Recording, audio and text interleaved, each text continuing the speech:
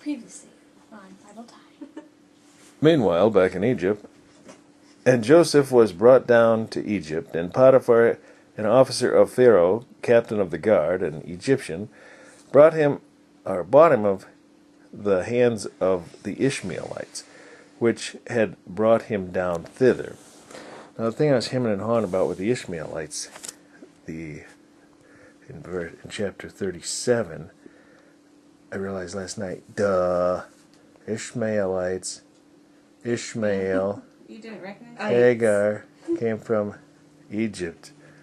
That's how it all started. So now the Ishmaelites, they take a Jew back. And the Lord was with Joseph, and he was a prosperous man, and he was in the house of his master, the Egyptian. And his master saw that the Lord was with him, and that the Lord made all that he did to prosper in his hand. And Joseph found grace in his sight, and he served him, and he made him overseer over his house. And all that he had he put into his hand. And it came to pass from the time that he had made him overseer of his house, and over all that he had, that the Lord blessed the Egyptian's house for Joseph's sake, and the blessing of the Lord was upon all that he had in the house and in the field. And he left all that he had in Joseph's hand, and he knew not aught he had, save the bread which he did eat. And Joseph was a goodly person and well favored. Well, we now know what well favored doesn't mean.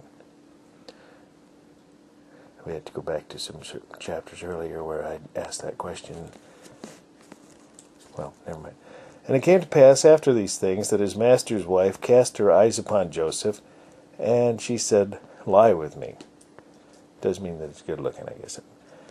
And he refused and said unto his master's wife, "Behold, my master wotteth not what is with me in the house, and he hath committed all that he hath to my hand."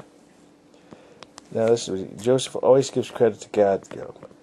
"There is none greater in this house than I, neither hath he kept back anything from me but thee, because thou art his wife.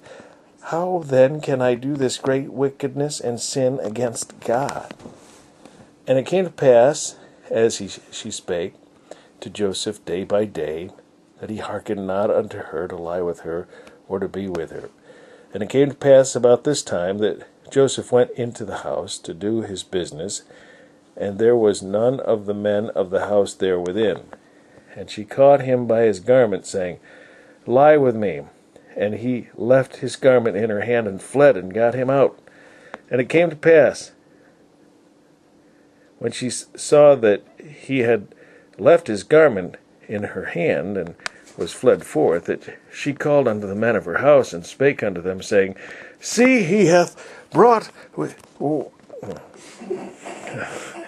was trying to get dramatic. "See, he hath brought in an Hebrew unto us to mock us. He came in unto me to lie with me, and I cried with a loud voice. And it came to pass, when he heard that I lifted up my voice and cried, that he left his garment with me and fled and got him out. And she laid up his garment by her until his Lord came home." So actually, my acting was probably as poor as hers was. And she spake unto him according to these words, saying, "The Hebrew servant which thou hast brought unto us, came in unto me and to mock me.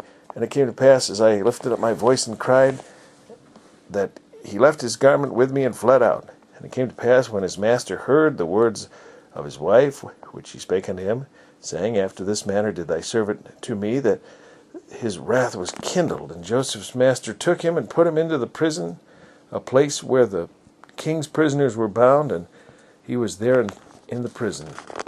But the Lord was with Joseph, and showed him mercy, and gave him favor in the sight of the keepers of the prison. And the keeper of the prison committed to Joseph's hand all the prisoners that were in the prison, and whatsoever they did there, he was the doer of it. The keeper of the prison looked not to anything that was under his hand, because the Lord was with him, and that which he did, the Lord made it to prosper.